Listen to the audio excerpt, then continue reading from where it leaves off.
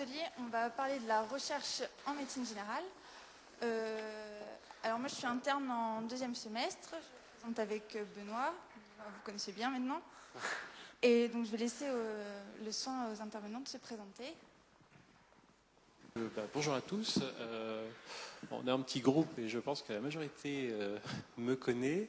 Alors peut-être pas sous ce nom-là. Je précise parce qu'on voit souvent deux noms de circuler. Je m'appelle Devogenette Dubroyac. Alors certaines fois vous verrez la première moitié du nom, ce qui est le cas aujourd'hui, et d'autres fois vous verrez la deuxième moitié du nom, Dubroyac. Donc vous étonnez pas, il n'y a pas deux personnes, il n'y a pas de chef de clinique, il n'y en a qu'un, c'est moi.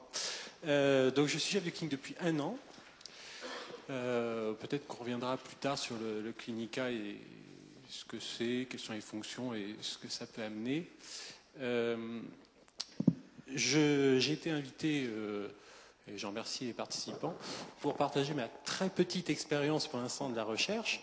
Et de toute façon, on va petit à petit rentrer dans le sujet après que le docteur Binder se sera présenté, je pense.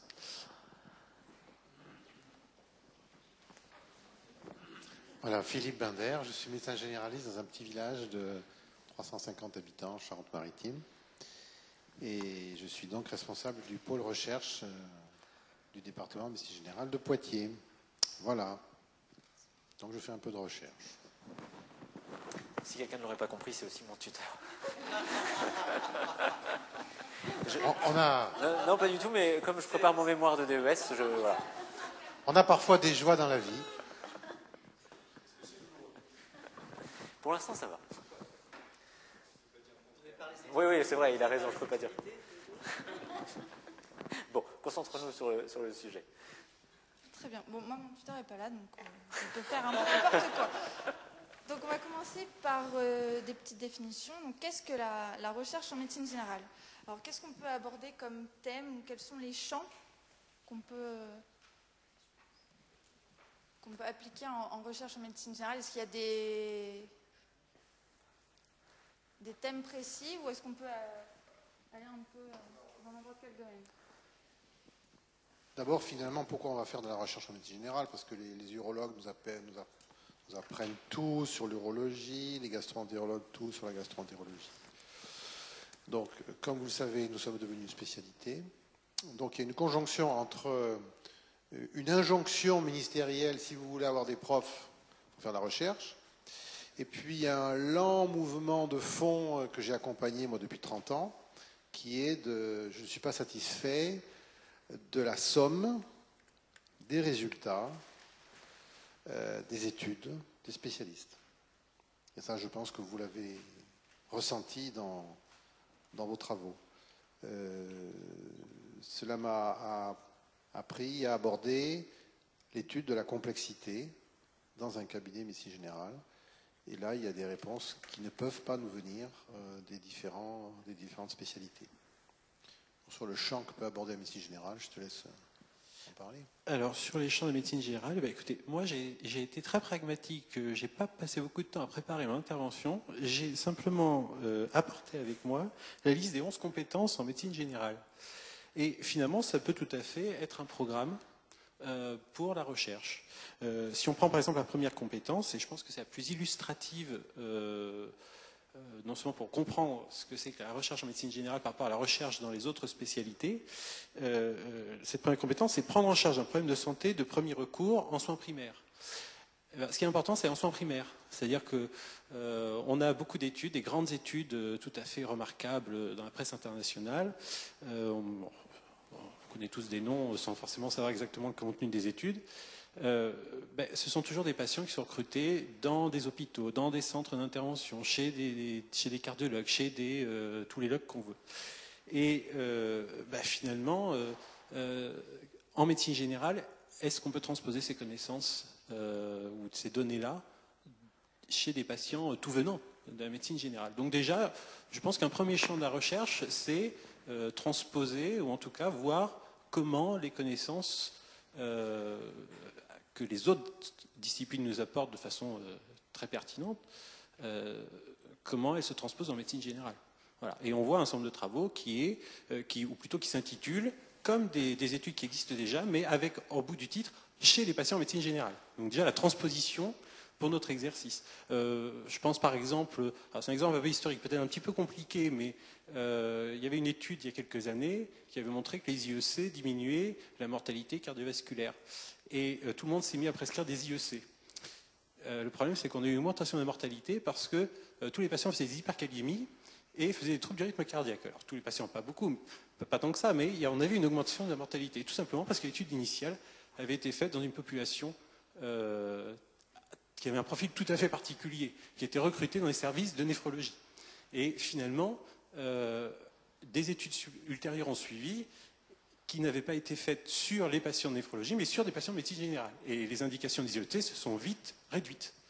Donc voilà de la grande recherche, des grandes revues internationales. La recherche en médecine générale, ça peut être des choses de beaucoup moindre envergure, mais qui peuvent être tout à fait pertinentes. Donc voilà un des champs. Mais les champs, ça peut être aussi adopter une approche globale centrée sur la personne, c'est la deuxième compétence,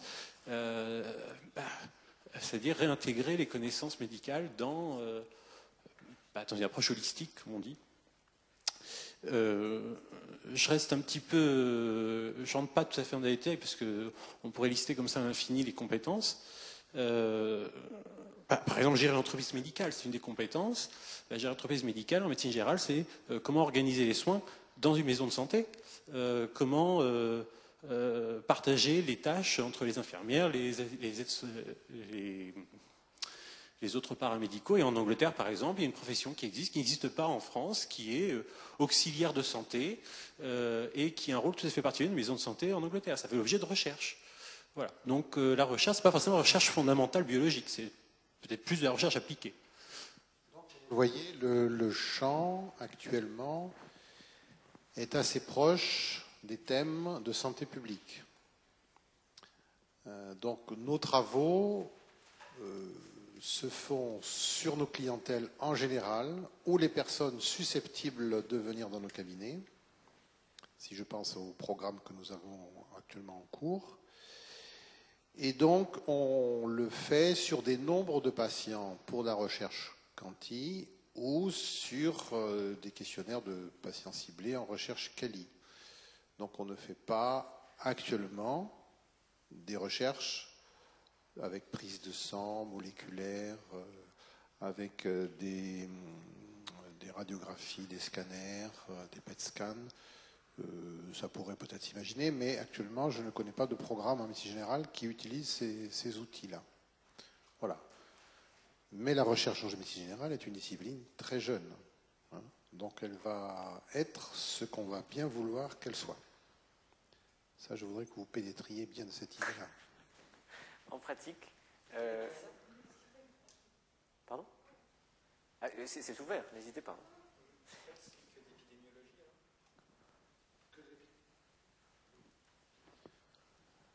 Non, l'épidémiologie est une partie, mais on travaille avec beaucoup de techniques d'épidémiologie. Et quand on fait de la recherche quali, on ne fait pas de la qualitative, on ne fait pas d'épidémiologie. La question qu'on entend aussi, c'est finalement en épidémiologie, ou est-ce que c'est de la fameuse recherche clinique, c'est-à-dire vraiment au lit du malade, c'est-à-dire quelle est la répartition, comment vous, en pratique, enfin, vraiment là c'est très pratique, les recherches que vous faites, alors à Poitiers et dans le monde en médecine générale, elles concernent quoi en proportion? C'est des études sur du chiffre effectivement de l'épidémio ou c'est un patient Alors, sur un plan européen, de ce que je connais, je vais donc régulièrement au Congrès européen de recherche des chercheurs en médecine générale. Il y a quand même le Nord et le Sud. Vous avez les pays du Nord qui ont une grande habitude de santé publique, qui ont une relation aux patients qui n'est pas la nôtre, je trouve. Je vous fais court. Un groupe de FMC hollandais versus un groupe de FMC français. On travaille sur les recommandations. Le groupe de médecins hollandais, mais danois ou écossais, avait à peu près la même attitude. C'est « Putain, qu'est-ce que tu fais? Je suis en écart par rapport à la norme. Quelle est la méthode pour rejoindre la norme? Il va falloir que je corrige un peu mes trucs. T'as pas un truc pour ça? » Ça, c'est l'ambiance. Et chez nous, un groupe de FMC sur une reco, c'est « Ah ouais, bah attends, mais les recos, ils nous font chier. Moi, j'ai un microclimat. Et chez moi, là, tout à fait, à Baigne-Saint-Ragonde, là-bas, hein, tu vois où je veux dire, j'ai un microclimat qui fait que ce n'est pas applicable. les recommandations. Donc, ils me font chier. Voilà. Ça, c'est les pays du Sud. Donc, ça imprègne toute ça colore un petit peu après les recherches. Quand tu as un Irlandais qui te montre une étude faite en médecine générale qui est très pertinente, je trouve. Répercussion de l'allaitement maternel sur la fréquence de rhinopharyngite en cabinet de médecine générale. C'est cette idée-là, ils peuvent la faire sur 100 000 observations. Parce que tu vas avoir un grand nombre de médecins qui culturellement vont avoir envie ou à participer parce qu'ils ont une habitude de participer à un travail de groupe et d'être cohérents avec la structure qu'on leur propose. Et chez nous, je vous recommande de lire le dernier exercice, il y a pourquoi les médecins ne s'investissent pas dans la recherche. Si nous on fait cette recherche en Poitou-Charentes, sur les 600, 1000, on est combien 1200, 1300 médecins à peu près, tu vas en avoir 80% qui ne vont pas y aller en disant c'est des trucs, qui se prennent la tête. Pardon ? Voilà, et bon, à quoi ça sert, tout ça. Il y a une conscience du groupe qui, chez nous, est faible par rapport aux pays du Nord. Donc les pays du Nord arrivent à faire des recherches en médecine générale sur des nombres absolument impressionnants. Et nous, on essaie. Donc pour l'instant, on fait avec de la clinique, observation, on coche un nombre, ou on interroge pour de la recherche quali, donc sur des thèmes qui nous préoccupent. Je ne veux pas te dire, mais on ne fait pas de la recherche de haut niveau. Hein. On commence à avoir de la recherche sérieuse. Voilà. Peut-être pour reprendre la question initiale, qui était est-ce qu'on fait surtout de l'épidémiologie ? Moi, je vais élargir la question en disant quelles sont les sciences auxquelles on fait appel dans la recherche en médecine générale ? Ou les techniques, on pourrait dire. Alors, il y a de l'épidémiologie, bien sûr, mais je vais donner un exemple. C'est un exemple un peu historique, parce que c'est une des grandes réalisations de la recherche en médecine générale. Il y a quelques années, un essai qui avait été fait en Écosse. Presque tous les cabinets de médecine générale avaient participé là-bas, ou presque tous, enfin, j'exagère un peu, mais en tout cas une grande proportion. Et effectivement, ça illustre bien la culture qu'il y a dans les pays nordiques. Donc c'est un essai. C'est vraiment un essai clinique, comparatif, randomisé, donc la vraie publication pure et dure qu'il y a dans les grandes revues internationales sur corticoïdes versus Zovirax dans la paralysie faciale à frigorée. Bon, ce n'est pas une pathologie qui est quand même très fréquente en médecine générale, mais ça peut se rencontrer. En tout cas, on ne les hospitalise pas, donc c'est quand même nous qui sommes en première ligne pour prescrire. Et avant d'avoir 480 cas comme eux avaient dans leur étude, en France, il nous faudrait 25 ans. Eux, ils ont fait ça en 2 ans. Et ils ont publié, ils ont montré que les corticoïdes étaient aussi efficaces, sinon plus, que le Zovirax n'avait pas d'effet, et ça a modifié les pratiques même des spécialistes. Donc on peut faire de tout. Alors effectivement, ces grandes recherches, c'est quand même compliqué. On n'a pas les structures en médecine générale en France, il n'y a pas la culture, il n'y a pas les financements. Voilà, on commence en France, mais voilà un exemple. L'inverse de la petite recherche, puisque c'est quand même un peu la réputation de médecine générale, c'est d'être de petit niveau, on a voilà, une recherche quand même de très haut niveau, très haute qualité, une répercussion internationale. Et puis, par exemple, en France, il y a une thèse médecine générale qui a été faite sur, par exemple, est-ce que les femmes voilées ont manque de vitamine D plus que les femmes qui ne sont pas voilées, indépendamment de toute question religieuse. Mais ça, c'est un impact de santé publique. Alors, ça peut être de l'épidémiologie si on veut, mais c'est la santé publique qui a un impact direct. Est-ce qu'on fait du dépistage chez ces femmes-là? Est-ce qu'on fait des supplémentations? Et ça a des répercussions cliniques immédiates. La recherche peut être de la recherche interventionnelle sur l'éducation thérapeutique. On va faire un programme d'éducation thérapeutique sur un groupe de patients, on va prendre un groupe témoin, puis on va comparer. Donc on fait de l'évaluation en santé. Et ça amène quelque chose. Si on dit, voilà, on a fait une intervention, par exemple les écoles d'asthme, les médecins ils ont un peu participé sur l'évaluation des écoles de l'asthme, et voilà, on apporte quelque chose. C'est pas de la recherche interventionnelle médicamenteuse, mais c'est la recherche interventionnelle quand même. Et c'est pas de l'épidémiologie. Et pourtant, ça intéresse beaucoup de patients, parce que les asthmatiques, on en a tous. Donc, ça intéresse tous les champs. La psychologie aussi, psychologie impliquée. Là, on parlait de la sexualité en médecine générale tout à l'heure, voilà, la psychologie a toute sa place. Donc, toutes les sciences peuvent être impliquées dedans. Mais est-ce que ce n'est pas normalement, justement, des études qui sont normalement allouées plus à la spécialité, donc en psychiatrie, je sais pas. Vraiment, non, enfin, moi, j'analyse ça plus... la population qui va servir de l'étude, c'est des gens qu'on va recruter en soins primaires. c'est pas. Ça, c'est une grande différence aussi. Enfin, je pense, je sais pas si. La dépression en médecine générale. Bon. Les critères de dépression ont été élaborés par des psychiatres, par des gens qui ont été vus dans les services de CHU. Donc tu as la dépression. Bon. Après, on définit, puisque ces gens réagissent au traitement, etc., en CHU, ils vont réagir donc en médecine générale. Donc il faut que vous prescriviez et tout. Bon, peut-être, c'est à voir. Donc, en médecine générale, il est peut-être intéressant de monter une étude sur qu'est-ce que c'est que l'observation. Est-ce que les critères cliniques de la dépression sont observables en médecine générale? À quel niveau? Est-ce que c'est pareil? Donc, il y a ça. Donc, ça peut amener à des comparaisons. Oui. Oui, justement, par exemple, puisque Philippe parle de la dépression, dans le pôle de recherche, on s'intéresse sur la dépression, l'anxiété et troubles du sommeil. Il y a eu énormément d'études. Les psychiatres et toute la théorisation sur la dépression se font beaucoup sur dépression avérée, moyenne à sévère. On a peu regardé sur la prise en charge de l'humeur dépressive et des dépressions légères. Et ça, en médecine générale, c'est principalement nous qui les voyons. Et effectivement, il y a une thérapeutique appliquée à cette pathologie, et il y a une réponse thérapeutique appliquée qu'on ne peut regarder qu'en médecine générale et non pas en psychiatrie.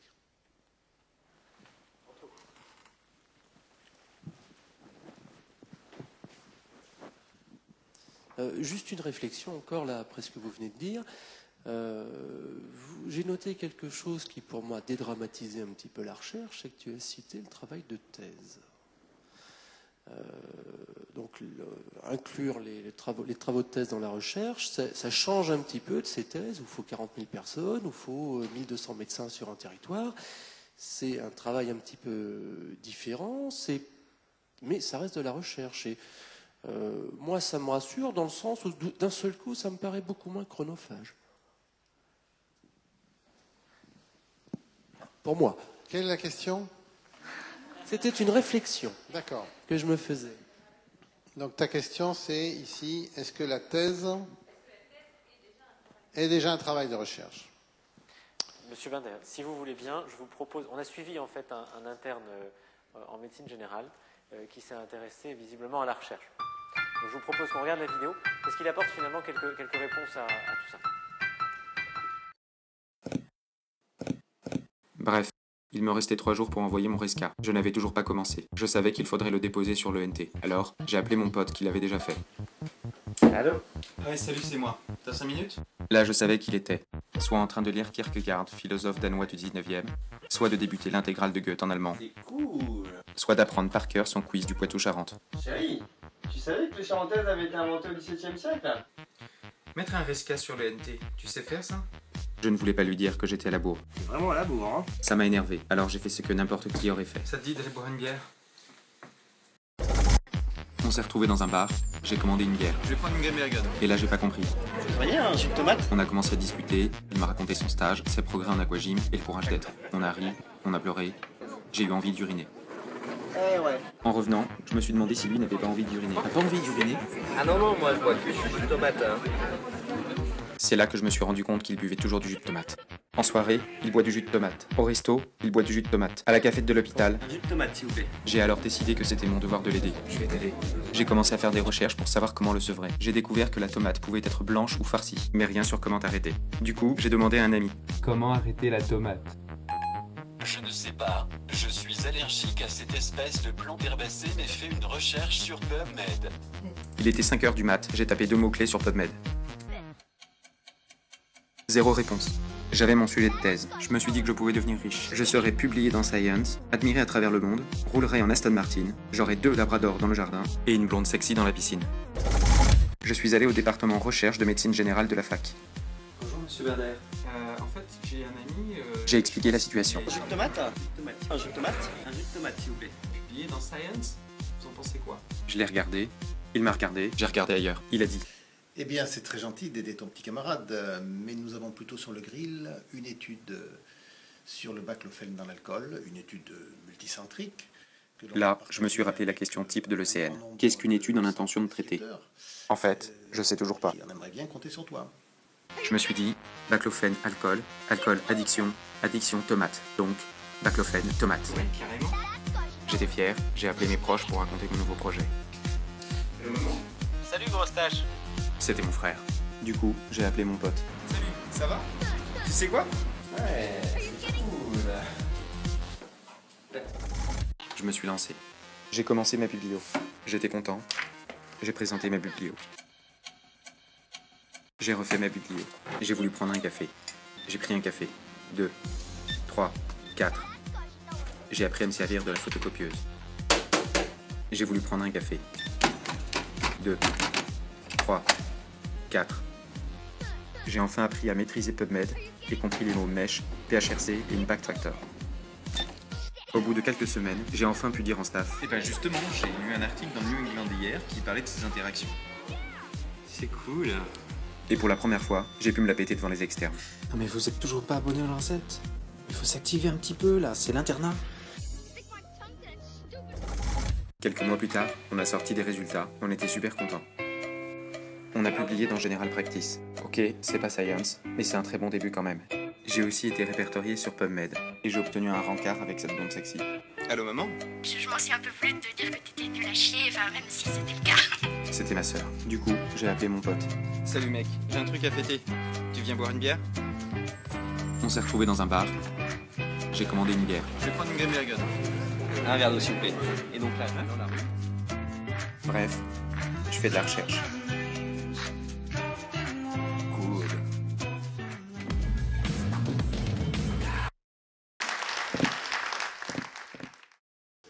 D'accord. Merci à tous les acteurs. Donc on peut d'ailleurs rebondir puisque l'interne de la vidéo a fait sa thèse sur un thème de recherche. Donc on peut... sur les thèmes de recherche. Ouais. Enfin, moi je veux revenir quand même sur la vidéo. Et après, non, parce que je trouve ça c'est remarquable. C'est remarquable parce qu'il a eu le sens clinique. Il n'y a rien d'autre. Qu'est-ce qui nous manque chez les chercheurs? C'est l'idée. J'ai observé ça. Attends, il y a un truc qui cloche là. Il boit du jus de tomate tout le temps. C'est ça. Dans ma clientèle, j'observe ça. J'applique toujours les recos. Putain, ça marche pas, ça marche pas, ça marche pas. J'en parle à un, à l'autre. T'as pas remarqué que... J'ai une idée. Voilà. J'ai réfléchi, je vais chercher, j'en parle. C'est comme ça. Hein. Et on se marre en recherche. Enfin, contrairement, alors évidemment, il faut faire du travail. Mais... Alors c'est pour ça que le problème en médecine générale, c'est qu'on peut aborder une foultitude de sujets. Donc, comme vous avez remarqué qu'il faut s'organiser, Jean de Boyac l'a bien dit, les études dans les pays du Nord, pourquoi ils ont des chiffres aussi importants? C'est parce qu'ils savent s'organiser. La clé, pour nous, de l'avenir, c'est s'organiser. Pour s'organiser, il faut sélectionner. Et en Poitou-Charentes, quand j'ai ouvert le pôle recherche donc en septembre 2010, donc c'est quand même tout frais, j'ai dit tout de suite, on ne peut pas tout faire. Donc, qui veut faire de la recherche? Donc on a pris les gens qu'on avait autour de la table, hein, on était 7 ou 8 à peu près. Tu t'intéresses à quoi? Toi tu t'intéresses à quoi? Voilà. Et on a commencé comme ça. C'est comme ça que se sont construits les 5 thèmes de recherche actuellement dans notre secteur. Donc vous avez un thème qui est plutôt de pédagogie, c'est José Gomez qui travaillait depuis longtemps là-dessus, comment enseigner. Est-ce que l'enseignement est pertinent? Comment l'enseignement est reçu? Est-ce que ça vaut la peine d'enseigner la communication? Est-ce que la communication, ça s'apprend par des cours, par une proximité? Enfin, toutes ces choses-là. Est-ce qu'il faut faire de la vidéo? Et donc, c'est Stéphane qui va reprendre son relais, parce que depuis qu'il est directeur du DMG, il n'a plus beaucoup de temps pour faire la recherche. Donc, c'est Stéphane Girardot qui va le remplacer à la tête de ce pôle. Après, il y avait donc François Biraud qui, depuis longtemps, travaillait sur des questions d'outils professionnels. il a une étude qui lui tient à cœur, c'est finalement mettre en place un système de soutien aux médecins qui ont des problèmes personnels graves, soit de dépression, soit d'alcool, soit de maladies dont ils ne veulent pas parler. Voilà, il faut créer un outil professionnel. Donc il a le registre des thèmes concernant comment améliorer les questions voilà, de professionnelles. Quels sont les outils pour améliorer mon exercice professionnel? Alors ça peut être des outils payés par l'ARS, donc il a pas mal de rapports avec l'ARS. On commence à avoir un peu d'argent de l'ARS sur ce sujet. Les infirmières azalées, un outil professionnel de communication en médecine générale. Vous voyez, ce sont un peu tous ces thèmes. Après, donc, il y avait Célia Borner et maintenant, donc, c'est Bernard Fraîche, ici présent, qui est responsable du pôle sommeil, anxiété, dépression, qui a l'air de se recentrer actuellement tout doucement sur l'anxiété pour justement éviter de se disperser. Moi, c'est un thème que je trouve extrêmement intéressant et qui est très porteur parce que la Direction générale de la santé se fait beaucoup de soucis sur la surprescription de benzodiazépines dans l'anxiété en médecine générale. Et là, il va y avoir personne qui va nous dire comment on peut faire en dehors des médicaments. Parce qu'on passe notre temps à nous dire que les solutions sont médicamenteuses, hein, sauf qu'il ne faut pas toujours les appliquer, etc.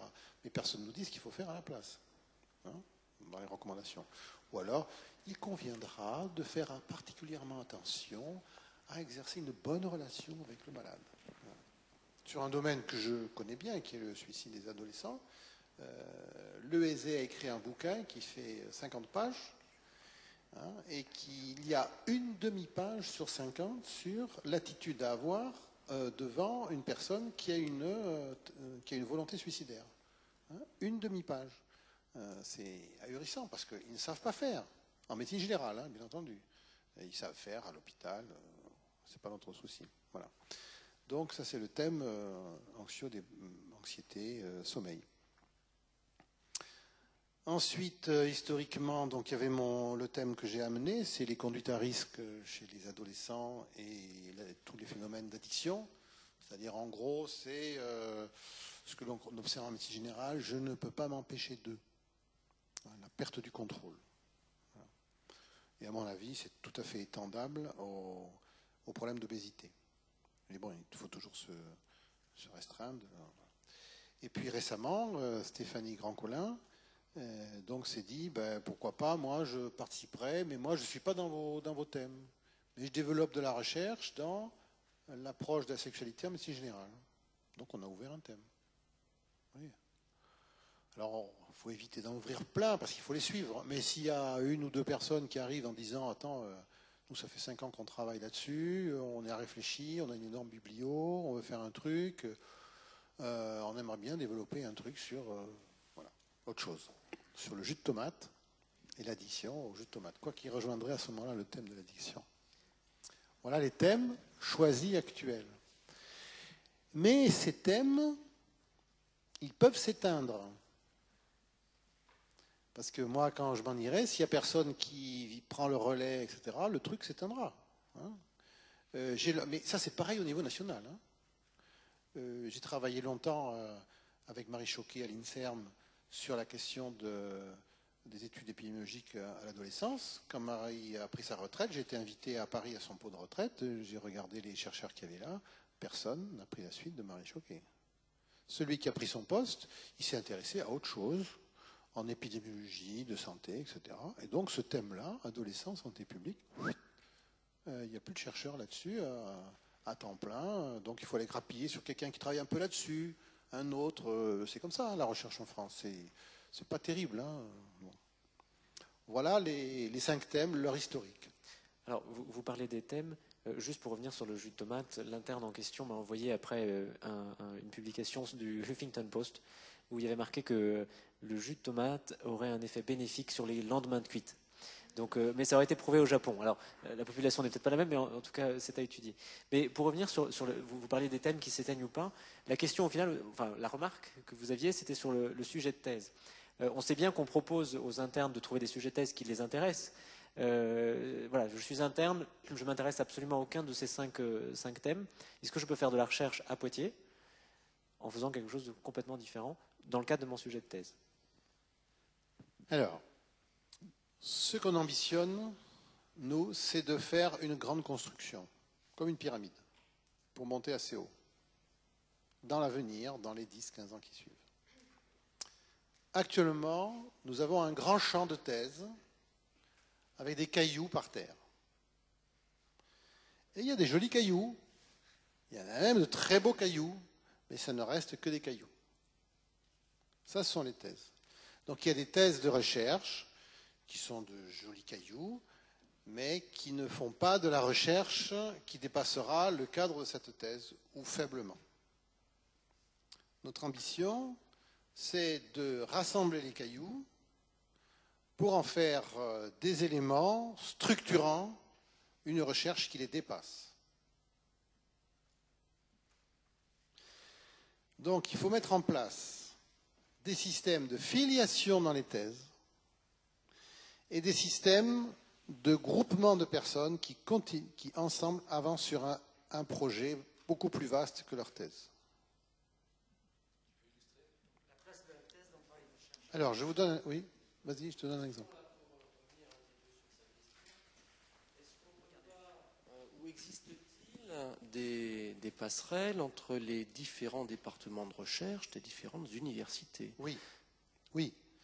Nous avons un groupe national qui se réunit tous les ans, le mercredi avant la réunion du CNGE, et qui essaie de créer des passerelles entre tous les départements de recherche en médecine générale. Voilà, alors, le sens de ma remarque, c'est son sujet de thèse, il a envie de faire la recherche, il n'y a pas à Poitiers, il n'y a pas la case. Mais on sait que ça existe à Strasbourg, oui, à Marseille, et est-ce qu'on ne peut pas, pourquoi pas envisager que ce projet de recherche de thèse passé à Poitiers soit validé, alors je ne sais pas quel est le terme, hein, comme thèse de médecine générale ou j'en sais rien, mais puisse être validé tout simplement avec l'appui, la biblio ou... Ah bah, tu peux faire une thèse avec un directeur de thèse qui est à Brest ou à Angers ou à Strasbourg, hein.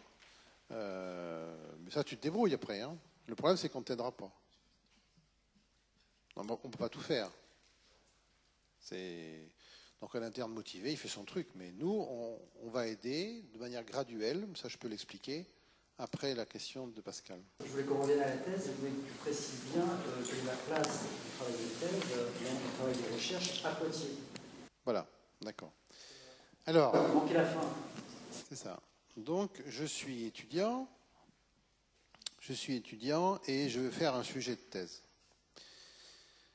Soit j'ai un sujet qui m'intéresse. Alors je vais étudier le jus de tomate dans la poussée des cheveux. Donc je vais voir alors je peux écrire au pôle de recherche, s'il a trouvé l'adresse du pôle de recherche, et il dit voilà, j'ai une demande à peu près comme ça tous les 10 jours sur ma boîte de responsable. Je dis ça m'intéresse de faire ceci, m'intéresse de faire cela. Bon. Donc je lui dis, tu vas préparer d'abord une fiche de thèse. Donc, la fiche de thèse, c'est le passage obligé pour avoir un avis et peut-être un soutien, mais de toute façon un avis du pôle de recherche médecine générale. En sachant qu'un interne peut faire une thèse sans avoir affaire au pôle de recherche. Est-ce que c'est clair pour tout le monde? Tu peux faire une recherche sur jus de tomate et pousser des cheveux avec un directeur de thèse que tu prends à Pétaouchnok et tu fais ta thèse, tu la présentes à Poitiers, tu te débrouilles, mais nous, on ne t'aidera pas. Tu as envie de faire un sujet de thèse, tu télécharges la fiche, maintenant c'est à peu près rodé, et tu commences à la remplir. Tu commences à la remplir et tu l'envoies au pôle. Et le pôle utilise cette fiche. Alors moi, elle arrive sur mon bureau informatique. Juste préciser pour quelques internes en quoi correspond la C'est 2 pages à remplir sur Internet. Il faut remplir quel est mon sujet, de quoi je veux parler, quelle est ma biblio. Enfin, tout est mâché, il faut remplir des cases. La seule chose, c'est qu'il n'est pas prudent de remplir la case suivante si la précédente n'a pas été validée. Sinon, vous perdez votre temps. On a établi ça parce qu'il y en avait qui arrivaient en disant « ça fait 6 mois que je travaille, je suis prêt à... Voilà, j'ai un questionnaire, je l'ai déjà envoyé à 120 médecins et je voudrais savoir comment les exploiter. » Ben maintenant, on lui dit « tu te débrouilles, tu ne nous as pas demandé. » Donc ça, heureusement, ça n'existe plus. Et donc, il faut avancer par étapes. Et ces étapes sont validées par le pôle recherche. Quand la fiche arrive, au début, ou à quel stade qu'elle soit, le pôle va lui donner une cotation. Une cotation en type d'étude et en niveau de qualité. En type d'étude, vous avez 4 types, A, B, C, D. D, c'est une thèse qui ne concerne pas la médecine générale. Donc on dit, bon, ben, tout ça est très bien, continue, c'est bien mon petit, mais personne ne t'aidera sur ce thème parce que ça ne concerne absolument pas la médecine générale. C'est pyélonéphrite aiguë dans les services d'urgence à l'hôpital Châtellerault, par exemple. Bon. Ensuite, le thème C, le type C, ce sont des thèses vraiment de médecine générale, mais qui sont complètement en dehors de nos thèmes de recherche. Voilà. C'est conseils capillaires à des gens qui prennent trop de jus de tomate. Bon, ça peut tout à fait être de la médecine générale, mais personne ne s'intéresse à ça au groupe de recherche. Donc là, on va orienter vers son directeur de thèse. Et si le directeur, on ne fera pas d'aide à l'interne, on s'engage, c'est pas la peine de nous solliciter pour de l'aide, on ne t'en donnera pas. Par contre, on pourra aider ton directeur de thèse s'il veut des tuyaux méthodologiques. Le deuxième, le B, c'est dans les thèmes de recherche, mais ce n'est pas dans nos recherches actuelles. Donc c'est dans le thème, mais pas dans les programmes. Là, le pôle recherche va s'engager à aider l'interne en direct pour l'aider à son sujet de thèse. Et le A, c'est quelqu'un qui va rentrer dans une équipe de recherche, dans un programme de recherche. Voilà. Et ces programmes sont affichés sur Internet en permanence. Vous pouvez aller sur le site du COGEM, vous tapez recherche, et vous avez les programmes de recherche en cours, les appels à internes. Moi, je cherche des internes là, pour des thèses. Il suffirait un interne, il s'est bien inspiré, là, parce qu'il pourrait faire sa thèse en 6 mois. J'ai un truc, mais il me manque 2-3 internes. Il suffit qu'il clique, il voit, je appelle, cherchant un interne pour ça. Donc l'interne, il peut s'inscrire dans un programme. Mais à ce moment-là, il faudra qu'il ait l'humilité de s'insérer dans le programme. Voilà. Il peut apporter son idée, on pourrait peut-être faire ceci, cela, et l'autre va argumenter. Mais c'est ça, construire une pyramide, c'est faire avec l'architecte, quoi. C'est pas construire son petit truc. Alors, en retour de ça, pour les internes qui sont là, quel peut être en fait l'intérêt pour un interne de participer aux travaux du pôle recherche, notamment dans le groupe A, enfin, quand il y a un travail de recherche? Qu'est-ce qu'un interne qui a un cursus de 3 ans qui est limité, voilà, qu'est-ce que ça va lui apporter? Alors, l'intérêt pour un interne, c'est qu'il va tomber dans une équipe. Donc, il va être coaché, il va rencontrer avec un intervalle régulier qu'on est en train de mettre en place selon les équipes, ça se rencontre plus ou moins souvent. Il va bénéficier du travail d'autres internes avant. Et surtout, son travail va être valorisé par une progressivité, par un empilement de connaissances dans ce thème, et il va être dans une chaîne de création qui va élever le niveau. Pour certains, ça peut être une thèse relativement rapide si on demande à un interne rapidement sur un truc, mais il ne faut pas se cacher. En général, rentrer dans un programme de recherche, c'est passer 2 ans, pas 2 ans de travaux, c'est 2 ans à penser, à réfléchir, à revenir, etc. Mais la thèse est quand même plus légère, au sens, pas forcément en quantité de travail, mais en soutien, quoi. On sait où on va, on sait qu'on ne travaille pas pour rien, voilà. Voilà. Je te donnerai un exemple parce que Bernard veut prendre la parole et il faut lui donner parce que sinon...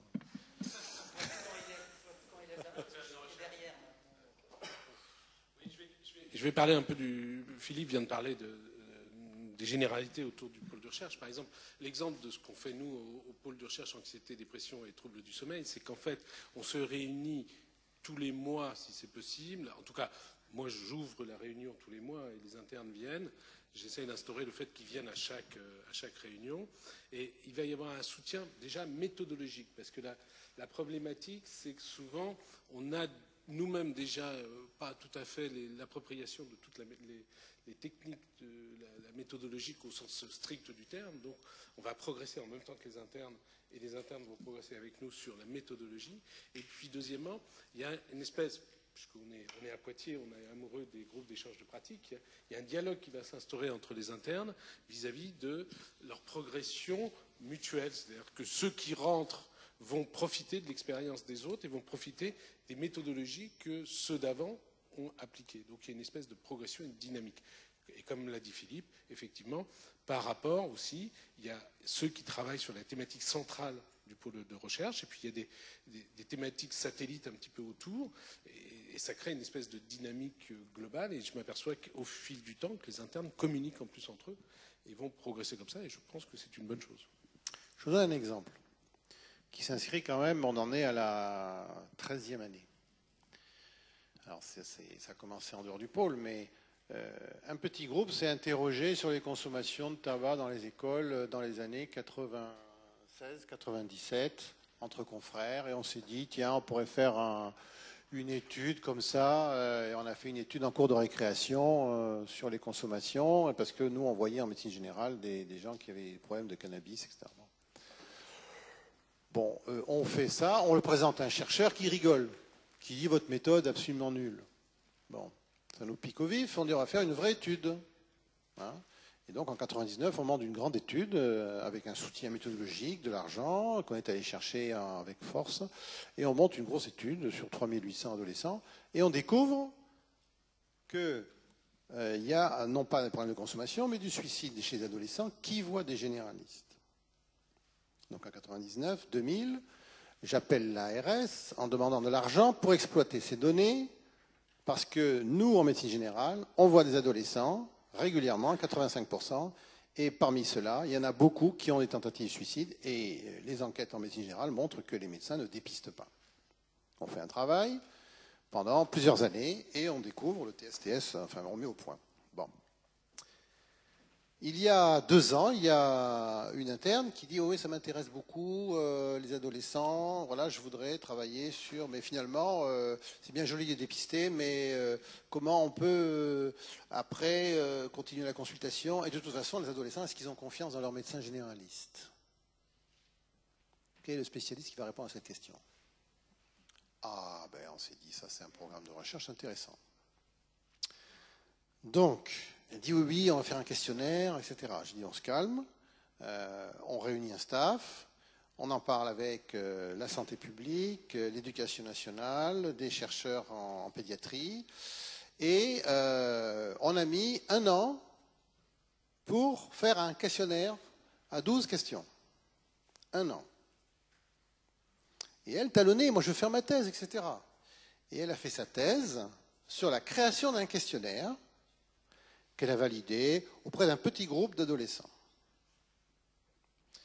Cette histoire est intéressante par la suite que ça a donné. Donc l'interne était assez déçue, parce qu'elle avait passé 1 an à gratter la biblio internationale et à aller de réunion en réunion pour enlever une question, puis en remettre une autre, etc. Jusqu'à arriver au fin du fin, le valider auprès d'internes. On avait fait des questionnements qualitatifs puis quantitatifs. Est-ce que l'orthographe peut être... Enfin, quelque chose de très, très ciblé, très, très élaboré, mais qui agaçait un peu l'interne parce que on n'arrivait pas... Enfin, je veux avoir les résultats, quoi. Bon. Elle fait sa thèse. Elle m'envoie elle passe sa thèse. Bon, ben, thèse honorable, etc. C'était bien. Pendant ce temps, moi, je faisais des démarches administratives pour m'intégrer à une grande enquête internationale, HBSC, qui enquête auprès des 15 ans. Bon, ça c'est mon travail de directeur de recherche, de créer les conditions. Après un an, pendant qu'elle faisait ce travail, j'ai réussi à décrocher les feux verts successifs.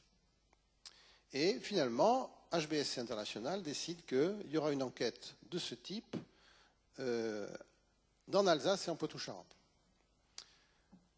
En Poitou-Charentes, j'arrive avec le questionnaire confiance, qu'on appelle le questionnaire confiance, et je le propose aux partenaires, éducation nationale, santé publique, etc. Il est validé, parfait, on adopte. Mais la surprise est venue de l'Alsace. Dire ce qui serait bien, c'est d'harmoniser nos questionnaires sur nos 15 ans Alsace, Poitou-Charentes, parce qu'ils ont des systèmes un peu différents, etc. Et on va comparer nos chiffres Alsace, Poitou-Charentes. Et puis il me vient une idée, mais live, au téléphone. Écoutez, nous on travaille sur la confiance, est-ce que ça vous dirait de prendre le questionnaire qu'on a élaboré? Et la personne au téléphone dit, ah, on cherchait quelque chose, mais on n'a rien trouvé à ce sujet.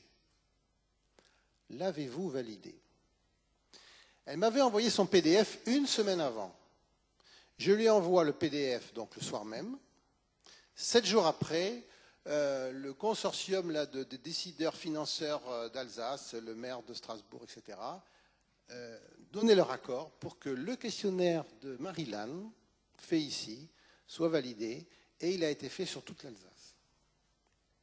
Notre idée, c'est que ce questionnaire soit validé alors, cette année, et que dans 2 ans, il soit proposé à l'international. Donc Marie-Lanne, Chimène est arrivée, et a dit, moi je veux prendre la suite pour exploiter les données que l'on a enregistrées, qui sont en train de terminer, là, sur presque 1 millier de 15 ans, avec ce questionnaire. Donc c'est Chimène qui fait ce travail. Pendant ce temps, Coralie est arrivée en disant, oui, moi ce qui m'intéressait, c'est de voir où en est le TSTS, parce que votre truc, c'est quand même un peu vieux. Ce sont des chiffres de 99. Coralie va faire sa thèse sur le niveau de comparabilité du TSTS CAFAR basé sur l'enquête de 99 versus l'enquête de 2012. Et j'ai une interne qui vient d'être reçue aux ECN, qui va faire sa thèse à Poitiers dans 4-5 ans, qui se met sur les rails pour, elle, faire sa thèse sur la présentation des résultats de l'enquête de 2014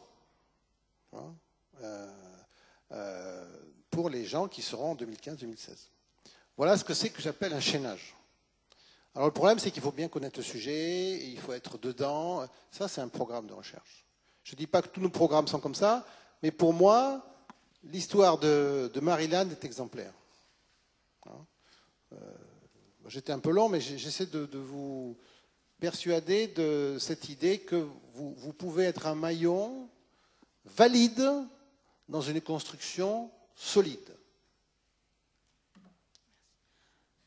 Jean, en tant que chef de clinique, donc vous faites de la recherche, est-ce qu'il vous a été obligatoire d'avoir des prérequis universitaires, d'avoir fait un master avant de commencer la recherche? Alors c'est une très bonne question parce que c'est la question qui se pose pour tous les chefs de clinique en médecine générale depuis qu'il y a des chefs de clinique en médecine générale. Depuis peu, officiellement depuis 2004, et les premiers nommés en 2006-2007. Alors, les prérequis universitaires, déjà, on sort de médecine, donc a priori on a déjà fait une thèse de médecine générale ou pas, qui est un premier abord de la recherche. Alors, soit intégrée dans une équipe qui vient d'être décrite, comme celle qui vient d'être décrite, ou alors une thèse qu'on fait dans son coin et qui généralement meurt dès la soutenance passée. En fait, je pense qu'il est tout à fait utile d'avoir un master de recherche dans sa poche parce que les masters, par définition, dans la réforme LMD, correspondent à une formation méthodologique.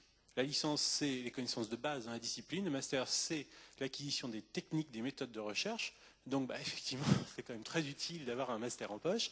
Et le doctorat, eh bien, c'est appliquer ces méthodes pour produire une recherche de haute qualité. C'est l'idée de la réforme LMD.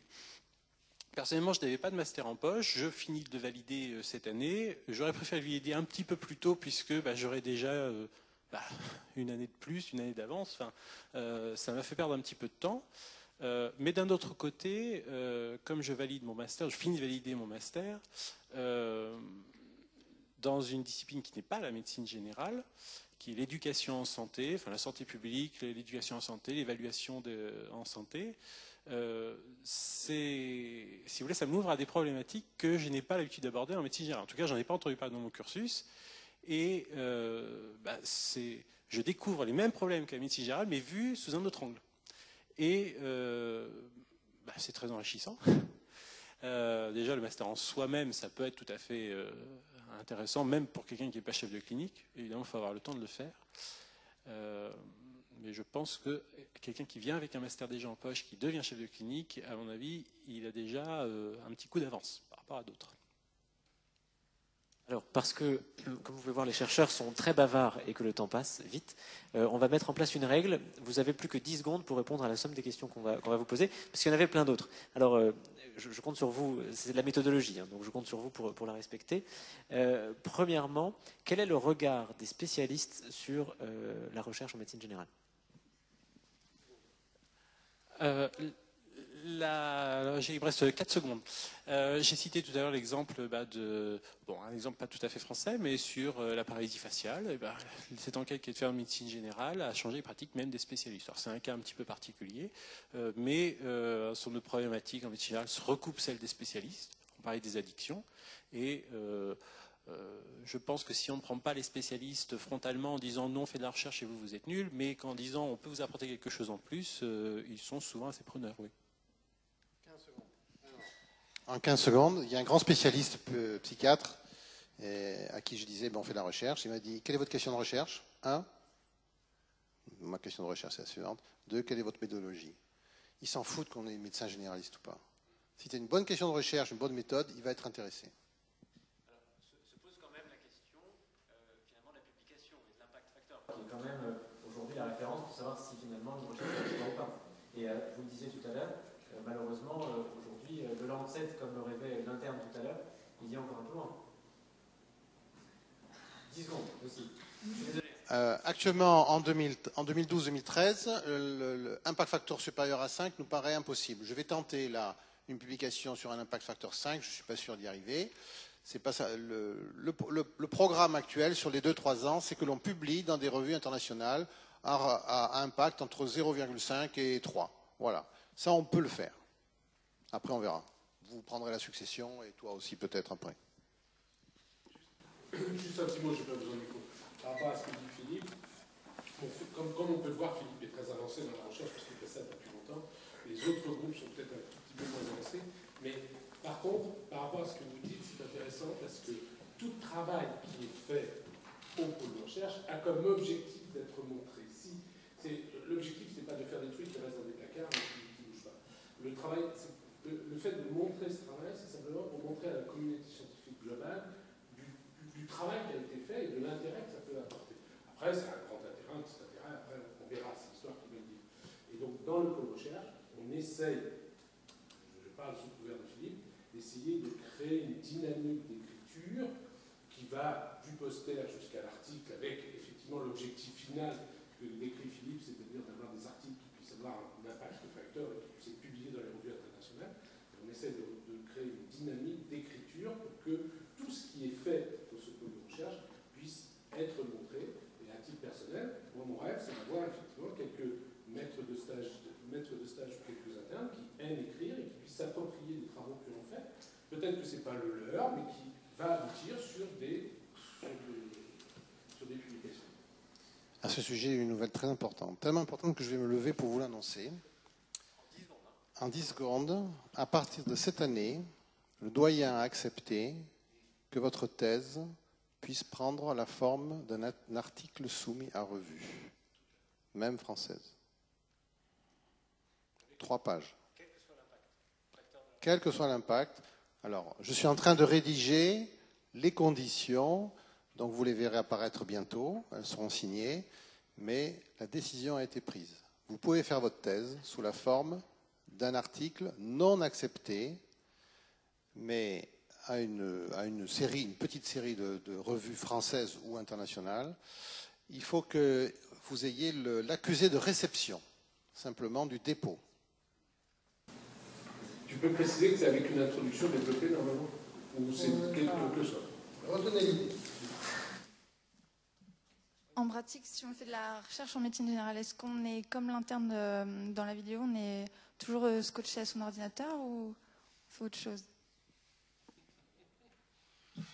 Ça, chacun fait ça.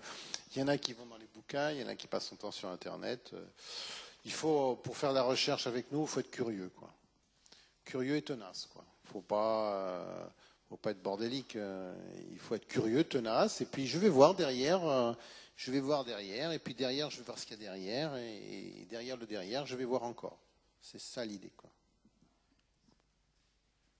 Oui, les recherches, toutes les recherches commencent à faire beaucoup de bibliographies, même en cours d'analyse. Et par exemple, on dit de l'archéologie, on voit tous Indiana Jones, et bien pourtant on dit que l'archéologie, c'est une discipline de bibliothèque. Alors, à ce sujet, ah oui, non, mais ça c'est très important, parce que si vous ne faites pas de biblio, vous ressemblez à Indiana Jones dans la forêt vierge, qui schlac. Alors, je fais de la recherche, putain, voilà, je taille mon terrain, et à un moment, vous tombez sur l'autoroute. Merde. Voilà, la route est déjà balisée. C'est ça, la plupart des internes qui arrivent avec un questionnaire et qui réinventent le truc, et puis l'autoroute, il est déjà connu depuis longtemps. Donc, il vaut mieux, la biblio, c'est d'aller chercher toutes les cartes pour savoir où est la terra incognita, la zone blanche. Et la bibliographie va vous rapprocher, vous suivez la carte jusqu'à arriver à la limite. Après, vous allez voir au pôle de recherche et on dit « Je suis arrivé à la limite de la connaissance ». Alors tout le monde va se pencher « Putain, il est arrivé à la limite de la connaissance ».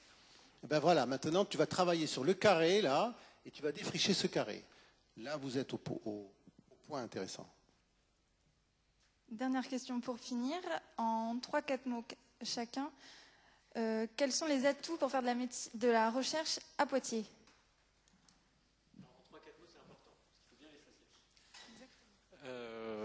Je peux en donner un seul, motivation, et puis connaissance du système, quoi. C'est informez-vous sur comment ça fonctionne, vous êtes là pour ça, et je pense que le département de médecine générale fait de la publicité sur le fonctionnement de la recherche, sur les structures qui existent ici, et puis avoir de la motivation, avoir envie de le faire.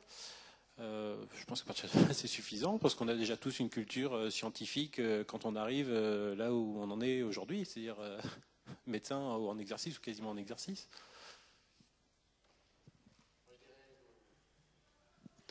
Humilité, curiosité, travail en groupe et ténacité dans le temps.